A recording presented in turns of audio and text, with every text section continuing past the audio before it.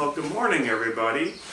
So this is a very different way of doing things, isn't it? Normally we're down there with you guys in West Virginia, and we have the opportunity to be with you face to face and play games and do tricks and all these things that are a lot of fun.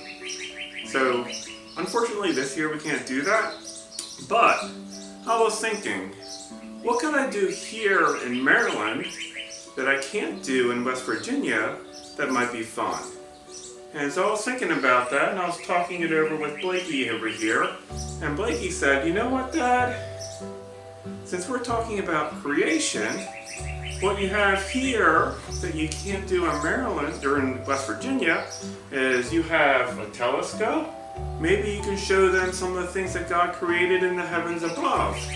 And you have a microscope, and maybe you can show them some of the incredible beauty in flowers and plants that you can't see like at that level in West Virginia. And I thought, you know what, Blakey?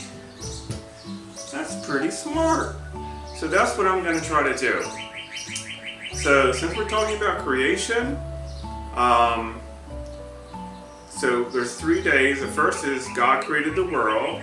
So in the first day, I'm going to let you see some of the things that God has in the heavens above that you probably have never seen, maybe.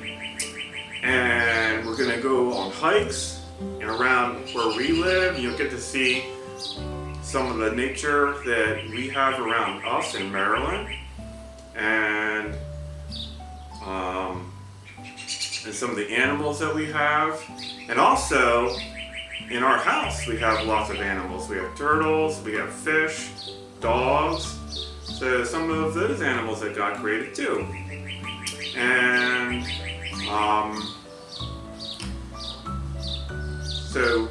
so hopefully you'll be able to learn something about that. Hopefully you'll be able to appreciate, the incredible, amazing, creative God that we have that was able to make all these things by looking at maybe things you haven't seen before, or maybe looking at things you have seen like flowers, but under a microscope where you're seeing things that you couldn't see before. And so my hope and prayer is that you'll watch these things and just be amazed and so appreciate and just praise God for all the things that He has done. So that's my hope. And so let's get started with day one.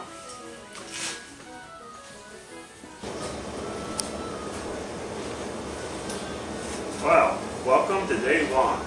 Today we're going to talk about how God created the heavens and the earth. And I'm here with my wife, Betsy. Hi guys! And so we're going to talk about the creation of the heavens and earth in 3 parts. Okay, and based on how God created it. So God first created the heavens, and then He created heavens and the earth, then He created the plants, then He created the animals. So this first part, we're going to talk about how He created the heavens and the earth. And so if Miss Betsy would like to read the first part there. Okay. We'll Betsy. Well, I gotta get on my glasses. Guys, I'm getting old. Okay. So it's Genesis 1. The beginning. In the beginning, God created the heavens and the earth. The earth didn't have any shape, and it was empty. There was darkness over the surface of the waves. At that time, the Spirit of God was hovering over the waters. So who created the heavens? God did. And so who was with God? So we had God the Father, and what did it say at the end there? Who was hovering over the waters? The Spirit. Yeah, so we have both the Father in this one verse, and the Son, and the Holy Spirit part of creation. And if you look at John chapter 1, you'll also see that Jesus was there too. So all three, the whole Trinity was there at the creation of the world. So what's it say after that, Miss Betsy?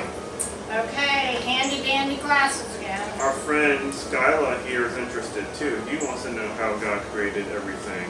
She wants to know. Yes, yes. Yes, She does. very important. So God said, "Let there be light," and there was light. God saw that the light was good. He separated the light from the darkness. God called the light day. He called the darkness night. There was evening and there was morning. It was day one. Okay, so the first thing he did is created light. So we have the sun, and thank God we have the sun. Without the sun, this whole place would just be frozen and dark, and nobody could live here, no life at all. So it's just amazing the fact that God put the sun up there at just the right distance and has the earth spinning just the right so that we can have days and nights and heated just right so that we can live. It's not like 500 degrees and it's not like negative 300 degrees. It's just right where we need to be to have life, which we haven't seen did you know that we haven't seen any place else in the entire universe so far that is like the earth? I mean, in terms of the plants and the animals and the temperatures that we need and the atmosphere and all the things that we need to live. This is a very unique place. Yes, I do, because you told me. So you should know that too. It's a very special place God created for me and Miss Betsy and Skyla and you too. So now what we're going to do is I'm going to get my telescope. When it gets dark, we'll go outside and we'll see the moon and all the craters on the moon. And right now, Saturn and Jupiter are the two biggest, probably the most next to the Earth, the next most beautiful planets. We can see those. They're pretty far away, so they'll be a little bit small, but you can still see them. And also, there are some incredible things out there so while Jupiter and Saturn you can see with your eyes, they look like really bright stars just to your eyes. But there's other things up there called nebula, which are just gigantic. They're like as big as the entire our solar system. Our solar system is like the sun all the way to Pluto. These things are gigantic and they're just beautiful, but they're really, really dark. So I'll show you some of those too that I can look at with the telescope. And that'll be the heavens and the earth part of it. Well, the heavens part of it at least. And then later we'll talk about the plants and the animals. We'll talk more about that later. Bye, guys.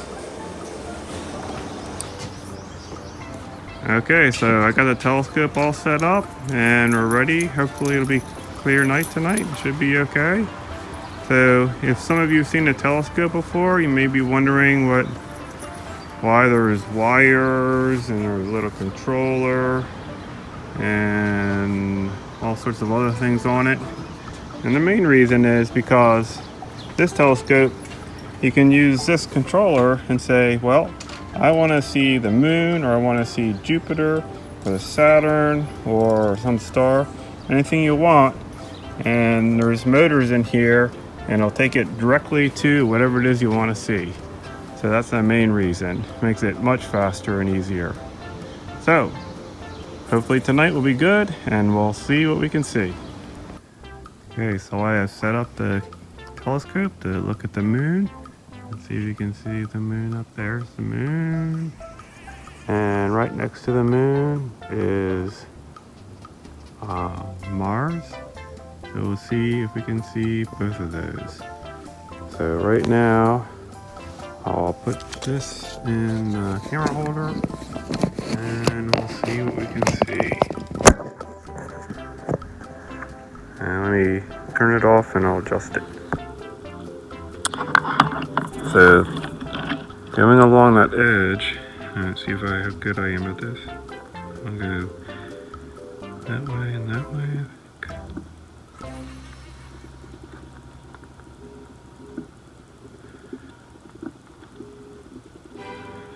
There's something interesting there too, isn't there?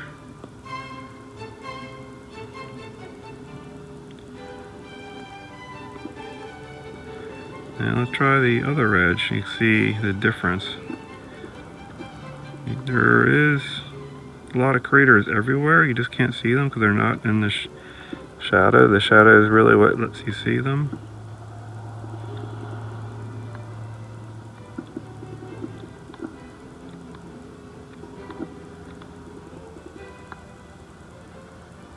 And it's definitely more interesting down here where you really see the shadows.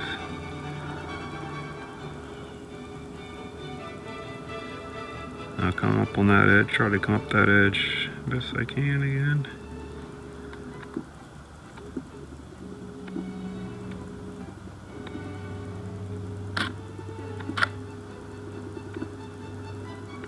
Okay, well there's the moon.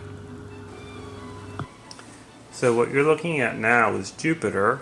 So after we looked at the moon, I stopped the video and moved it to Jupiter and got it lined up. And while it's not very big in the field of view, I mean the area that you can see,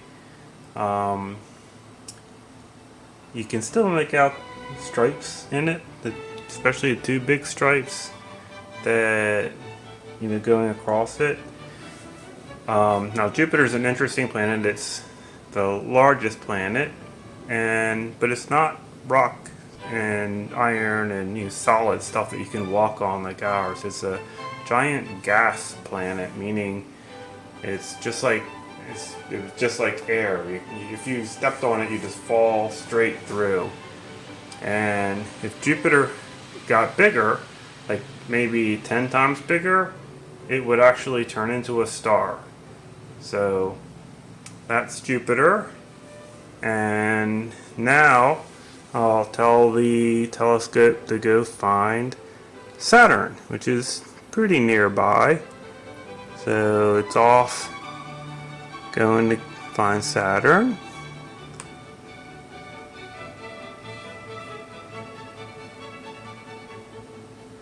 Which isn't too far away. So it's scanning slowly over. There's Saturn. Yeah. Alright, let me get it centered up a little bit here.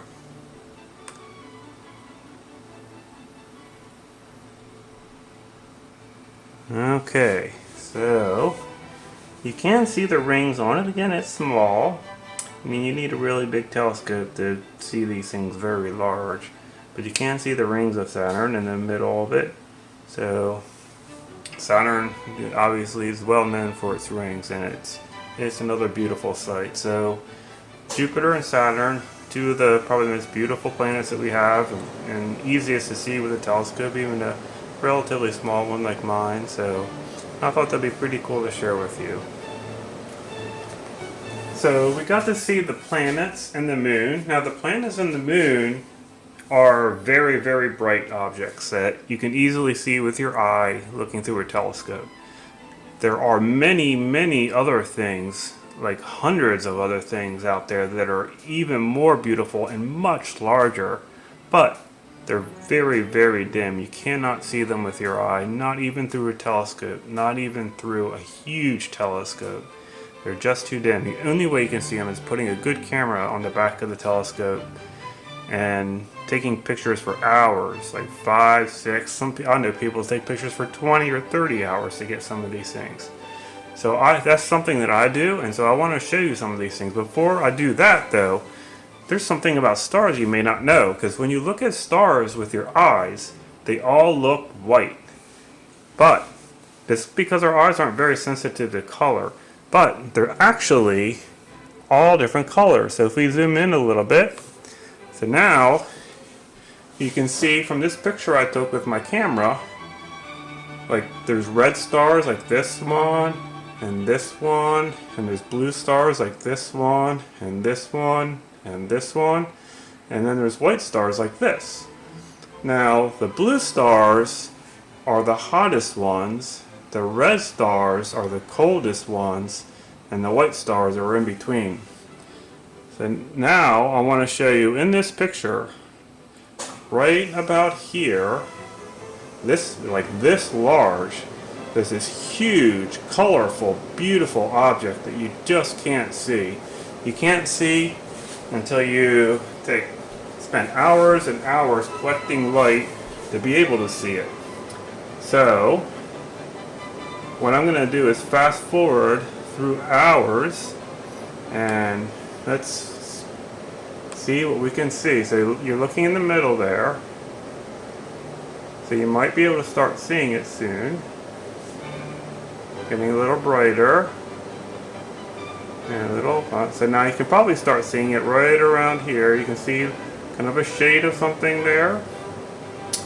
And so now that's probably about after an hour of looking at it with the camera. All night long, we'll keep looking. A little brighter. Now you can start seeing some color in it, some blues and some reds. And keep looking. Starting to get brighter and brighter. And that is after about 6 hours or so.